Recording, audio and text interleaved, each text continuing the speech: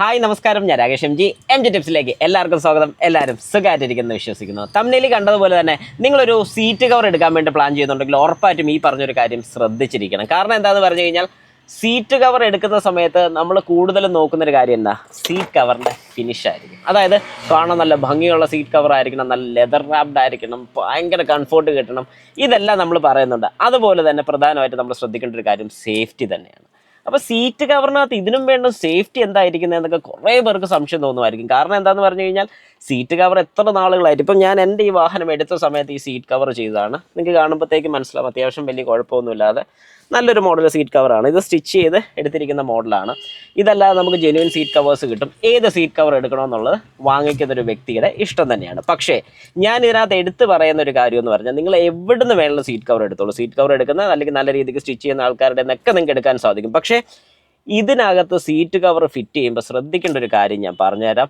ഇപ്പോഴത്തെ പുതിയ വാഹനങ്ങളിലെല്ലാം സീറ്റിൽ എയർ ബാഗ് വരുന്നുണ്ട്. പുതിയ വാഹനങ്ങൾ ഞാൻ എടുത്ത് പറഞ്ഞത് ഇപ്പം അത് മാൻഡേറ്ററി ആയിക്കൊണ്ടിരിക്കുന്നുള്ളതുകൊണ്ടായിരുന്നു. 2012 കാലഘട്ടത്തിലെ XUV-ക്കൊക്കെ പോലും ഈ പറയുന്ന പോലെ ഒരു സീറ്റേൽ എയർ ബാഗ് ഉണ്ടായിരുന്നു. അപ്പം നമുക്ക് കാലഘട്ടം മനസ്സിലാക്കാം. അതായത് നമ്മളൊക്കെ ഇപ്പോഴും എന്താ പറയുക, ആ ഒരു റേഞ്ചിലോട്ട് വന്നുകൊണ്ടിരിക്കുന്നേ ഉള്ളൂ. പണ്ടത്തെ കാലത്ത് ഈ വാഹനങ്ങളൊക്കെ ഇതുണ്ടായിരുന്നു. ഓക്കെ, അപ്പോൾ ഇവിടെ നമ്മൾ മനസ്സിലാക്കേണ്ട ഒരു കാര്യം, അവിടെയൊക്കെ സീറ്റ് വരുന്നത് ക്ലോത്ത് ടൈപ്പാണ്. അതായത് ഒരു ഫാബ്രിക് ടൈപ്പ് സീറ്റുകളാണ് വരുന്നത്. എന്തുകൊണ്ടാണ് ഫാബ്രിക് ടൈപ്പ് കൂടുതൽ കൊടുക്കുന്നത്? അല്ലെങ്കിൽ ലെതർ ഉള്ള സീറ്റാണെങ്കിൽ പോലും അത്രയും പോർഷനിൽ കുറച്ചൊരു ഗ്യാപ്പ് കൊടുത്തിട്ടുണ്ട്. എന്തിനാണെന്ന് ചോദിച്ചു കഴിഞ്ഞാൽ, പലപ്പോഴും നമ്മൾ വാഹനത്തിൽ ഇങ്ങനെ ഇരുന്ന് സ്റ്റിയറിംഗ് ഒക്കെ പിടിച്ച് ഓടിച്ചുകൊണ്ടിരിക്കുമ്പോൾ റൈറ്റ് സൈഡിൽ ഈ ഒരു ഡോറോ അല്ലെങ്കിൽ ഈ ഒരു ഡോറിലോ ഇമ്പാക്റ്റ് വരുന്ന സമയത്ത്, അതായത് വേറൊരു വാഹനം വന്ന് ആ ഡോറിലോട്ട് ഇടിച്ചു കഴിഞ്ഞാൽ ഈ ഒരു ഇടി നമ്മുടെ ഇങ്ങോട്ട് പോരാതിരിക്കാൻ അല്ലെങ്കിൽ നമുക്കൊരു ഇമ്പാക്റ്റ് കിട്ടാതിരിക്കാൻ വേണ്ടിയിട്ടാണ് നമ്മുടെ ഡോറിൽ ഒരു ഇമ്പാക്റ്റ് സെൻസർ വരുന്നുണ്ട്. അതായത് നമ്മുടെ റൈറ്റ് സൈഡ് ഡോർ ആകട്ടെ, റൈറ്റ് സൈഡിലാണ് നമുക്ക് ഇടി കിട്ടുന്നതെങ്കിൽ റൈറ്റ് സൈഡിലെ ഡോറിൽ ഒരു ഇമ്പാക്റ്റ് സെൻസർ ഉണ്ട്.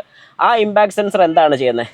കർട്ടൻ എയർ ബാഗ്, മേളിൽ നിന്ന് താഴോട്ടും സീറ്റിൽ എയർ ബാഗ്, അതായത് നമ്മുടെ കൈയുടെ പോർഷനും ഈ ഒരു റിബ്സിൻ്റെ പോർഷനൊന്നും പ്രശ്നം വരാതിരിക്കാൻ ഇവിടെ നിന്നാണ് എയർ ബാഗ് പുറത്തോട്ട് ചാടി വരുന്നത്. അതായത് അങ്ങനെ ഒരു ഇമ്പാക്റ്റ് വന്നാലും നമ്മളെ അത് സേഫ് ആക്കി കീപ്പ് ചെയ്യാൻ വേണ്ടിയിട്ടാണ് സീറ്റ് എയർ ബാഗ്സ് നമുക്ക് വരുന്നത്. അപ്പം നമ്മളവിടെ മനസ്സിലാക്കേണ്ട കാര്യം എന്താണ്? ഇതുപോലെ നല്ല ടൈറ്റ് ഫിറ്റ്, ഇത് ശരിക്കും ഒരു ടൈറ്റ് ഫിറ്റ് സീറ്റ് കവർ തന്നെയാണ് ഞാൻ ചെയ്തിരിക്കുന്നത്. നല്ല കിടിലൻ ടൈറ്റ് ഫിറ്റ്, കാരണം കാണുമ്പോൾ നല്ല ജാങ്കോ ലുക്കുണ്ട്. പക്ഷേ ഒരു എയർ ബാഗ് ഉള്ള സീറ്റിൽ, ഈ വാഹനത്തിൻ്റെ സീറ്റിൽ എയർ ബാഗ് ഇല്ല, അതുകൊണ്ട് ഞാൻ ഈ സീറ്റ് കവർ ഇട്ടു. എന്നാൽ സീറ്റിൽ എയർ ബാഗ് ഉള്ള മോഡൽസിൽ ഒരു കാരണവശാലും നിങ്ങൾ ഇങ്ങനെ ടൈറ്റ് സ്റ്റിച്ചിങ് ടൈപ്പ് ഇടരുത്. പലരും പറഞ്ഞ് ഞാൻ കേട്ടിട്ടുണ്ട്, ഒരു കുഴപ്പമില്ല, നിങ്ങൾ ധൈര്യമായിട്ട് സീറ്റ് കവർ ഇട്ടോ, ഈ സീറ്റ് കവർ പൊട്ടും. കാരണം എയർ ബാഗിന് ഭയങ്കര പ്രഷറാണ്. ഈ പ്രഷർ വരുന്ന സമയത്ത് ഈ സ്റ്റിച്ചൊക്കെ പൊട്ടും. സ്റ്റിച്ച് പൊട്ടുമായിരിക്കും, പക്ഷേ ഇവൻ പുറത്തോട്ട് വരത്തില്ല. ഇനി പുറത്തോട്ട് വന്നാലും, ഞാൻ അതിനെക്കുറിച്ചൊരു വീഡിയോ ചെയ്തിട്ടുണ്ടായിരുന്നു. ഞാൻ സ്ഥിരം സർവീസ് ചെയ്തുകൊണ്ടിരുന്ന ഒരു എർട്ടിക വാഹനത്തിൻ്റെ, അതൊരു വലിയ പഴക്കമില്ലാത്ത വാഹനം, ഏകദേശം എനിക്ക് തോന്നുന്നൊരു 10,000 കിലോമീറ്റർ എങ്ങാണ്ട് ഓടിയിട്ടുള്ളായിരുന്നു ആ വാഹനം. എനിക്ക് അതുപോലെ പേഴ്സണലായിട്ട് അറിയുന്നൊരു കസ്റ്റമറാണ്. ഒരു ആക്സിഡൻറ്റ് ഉണ്ടായ സമയത്ത് എയർ ബാഗ് ആകെപ്പാട് ഇത്രേ പുറത്തോട്ട് വന്നുള്ളൂ. കാരണം എക്സ്റ്റേണൽ സീറ്റ് കവർ നല്ല രീതിക്ക് നല്ല ഡിസൈനും കാര്യങ്ങളൊക്കെ ഞാൻ ആ വീഡിയോ ഇട്ടിട്ടുണ്ട്.